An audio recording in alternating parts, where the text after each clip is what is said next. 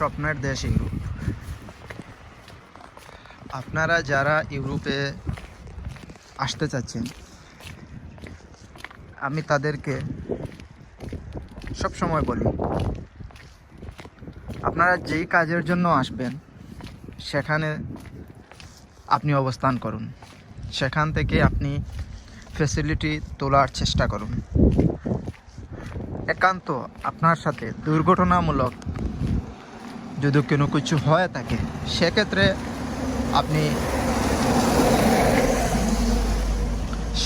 আপনি মুভ হতে পারেন, কোনো সমস্যা নাই। কিন্তু আপনি প্রথমে যেই দেশে আসবেন সেই দেশে স্টেবল করার চেষ্টা করবেন।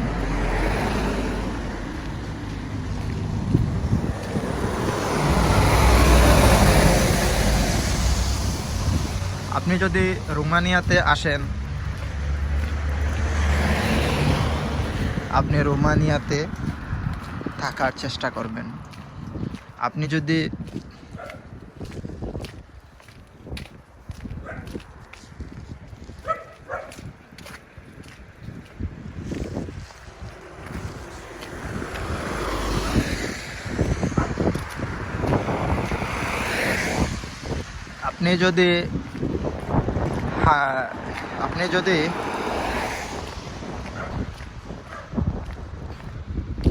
আপনি যদি সার্বিয়াতে আসেন, সেখানে আপনি অবস্থান করার চেষ্টা করুন।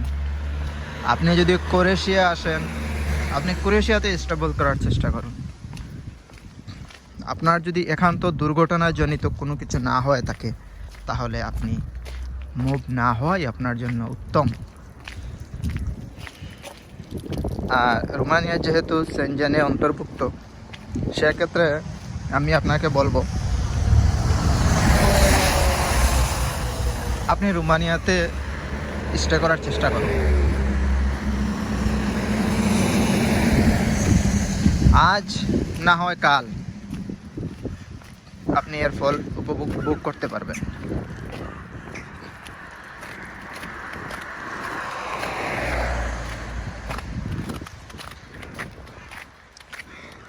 সো আমি চাই আপনারা আসুন, ইউরোপে আসুন। আপনারা যেখানে ফাইল জমা দিয়েছেন তাদেরকে সময় দিন, এবং আমি একটা ভিডিও অলরেডি তৈরি করে দিয়েছি কিভাবে আপনি সঠিক এজেন্সি খুঁজে পাবেন। এই ভিডিওটি আপনাকে অবশ্যই সাহায্য করবে কিভাবে আপনি সঠিক এজেন্সি খুঁজে পাবেন।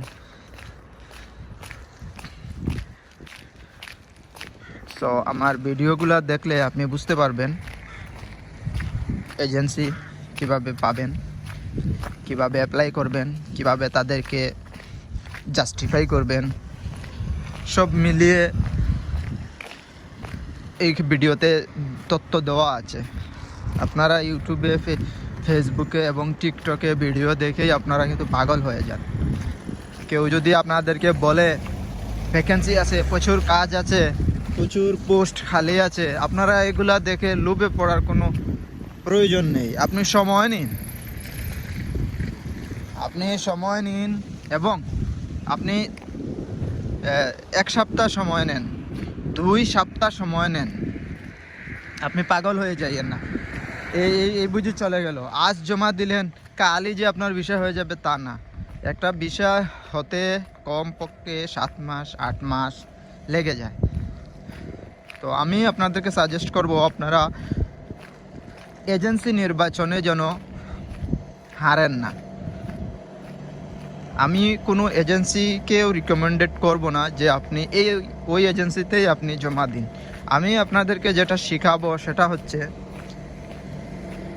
হচ্ছে আপনি 1 সপ্তাহ সময় নেবেন, 10 দিন সময় নেবেন, 15 দিন সময় নেবেন, কোনো সমস্যা নেই।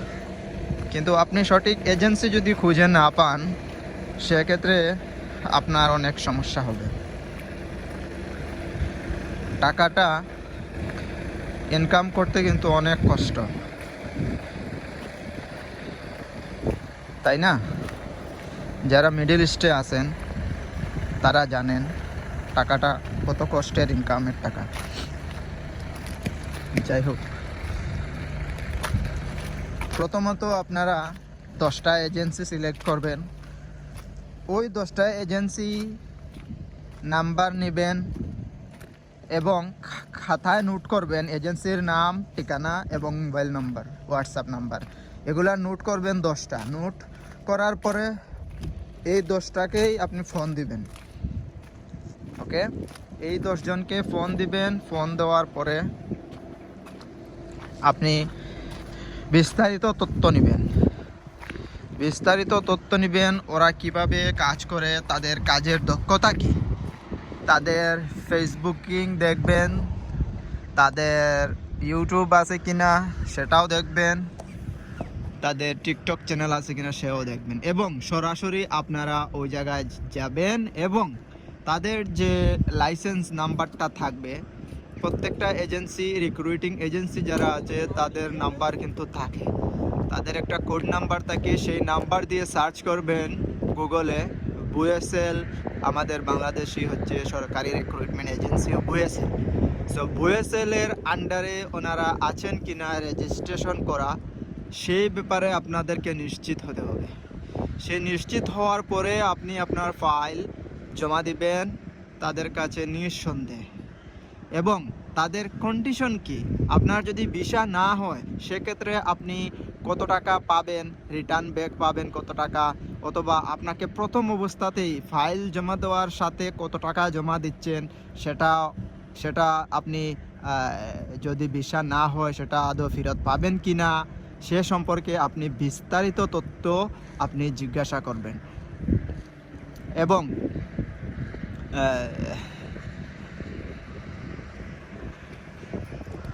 বিস্তারিত তথ্য নেওয়ার পর আপনি ডিসাইড করবেন আপনি ফাইল জমা দিবেন কি না।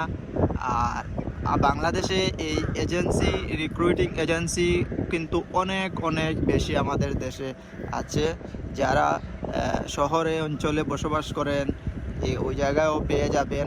অনেকের আত্মীয় স্বজন ইউরোপে আছে, অনেকে এজেন্সির জব করে, অনেকে এই রিলেটেডে আছে, অনেকে কাজ করে। সব মিলিয়ে আপনি দেখবেন আপনার কাছে কোনটা সঠিক, আর যেটা আপনার কাছে সঠিক মনে হবে সেটাই আপনি করবেন। আবার অনেকে বলেন, ভাই আপনি তো দুবাইতে, দুবাই থেকে রোমানিয়াতে আপনি মানে অনেক আছে না মিডল ইস্ট থেকে রোমানিয়াতে আসছে, তো দেখা গেছে যারা আসে ও মনে করে যে রোমানিয়া থেকেই, মানে মনে করে যে মিডল ইস্ট থেকেই মনে হয় ভিসা প্রসেস হবে। আসলে দেখুন, এখানে মেইন যেটা আপনার যেটা লাগে ডকুমেন্টস, আপনার মেইন ডকুমেন্টসটাই হচ্ছে পাসপোর্ট। সো আপনি কিন্তু যদি মালয়েশিয়াতে থাকেন সেক্ষেত্রে কিন্তু আপনি মালয়েশিয়ার নাগরিক না, আপনার পাসপোর্ট বলে দেয় আপনি একজন বাংলাদেশি। দ্যাটস ওয়াই আপনার বাংলাদেশি পাসপোর্ট হোল্ডার, অর্থাৎ বাংলাদেশ থেকে হবে, বাংলাদেশি হিসাবে আপনার ওয়ার্ক পারমিটটা বাইর হবে। সো বাংলাদেশি হিসাবে যেহেতু আপনার ওয়ার্ক পারমিট বাইর হবে, এর পরের সাবজেক্ট হচ্ছে আপনি কোথা থেকে এম্বাসি ফেস করবেন। হ্যাঁ, সেটা হচ্ছে মেইন বিষয়। এখন মনে করুন আপনি মালয়েশিয়াতে আছেন, সো আপনার উচিত আপনি মালয়েশিয়া থেকেই এম্বাসি ফেস করা, যেহেতু এই ফ্যাসিলিটিটা আপনি পাচ্ছেন। আর দ্বিতীয়ত, আপনি মনে করেন মালয়েশিয়াতে আপনি ইলিগ্যাল, আপনার ভিসা নেই মালয়েশিয়াতে, তো আপনি মালয়েশিয়া থেকেই অ্যাপ্লাই করে ফেলছেন যে ভাইয়া আমি মালয়েশিয়াতে আছি, আমি রোমানিয়াতে আসতে চাচ্ছি, সো আমি চাচ্ছি যে আমি আমার এই ফাইলটা আপনি কাজ করবেন। তখন কি হয়, ওয়ার্ক পারমিট ঠিকই বের হয়ে যায়। ওয়ার্ক পারমিট ঠিকই বের হওয়ার পরে কিন্তু আপনাকে বাংলাদেশে চলে আসতে হবে এবং সেখানে আপনি এম্বাসি ফেস করতে হবে। মানে মালয়েশিয়া থেকে আপনি একেবারে চলে আসতে হবে, যেহেতু আপনার ভিসা নেই সেহেতু আপনাকে একেবারে চলে আসতে হবে। এখানে আসার পরে যদি আপনার ভিসা হয় না, রিজেক্ট হয়, সেক্ষেত্রে কিন্তু আপনি একটু লস হবেই, কারণ আপনি তো আর মালয়েশিয়াতে রিটার্ন ব্যাক করতে পারবেন না, অথবা আপনি যদি সৌদি অথবা দুবাই বা কাতার যেই দেশে আপনি থাকেন সে দেশে আর মানে এন্ট্রি করতে পারবেন না। তাই যে কাজ করবেন একটু বুঝে শুনে করবেন, চিন্তা ভাবনা করে করবেন। আর যারা মিডল ইস্টে ভালো ইনকাম করতেছেন টাকা পয়সা, সেক্ষেত্রে আমি মনে করি আপনারা ওই জায়গায় স্টে করা বেটার। যেহেতু অনেকে কিন্তু মিডল ইস্টে ভালো ভালো পর্যায়ে আছে, অনেকে ব্যবসা বাণিজ্যও করে। সেক্ষেত্রে আপনার উচিত ওই জায়গায় আপনি স্টে করা ভালো। এই ছিল আজকের ইনফরমেশন। ভালো থাকবেন, সুস্থ থাকবেন। ধন্যবাদ। আসসালামু আলাইকুম।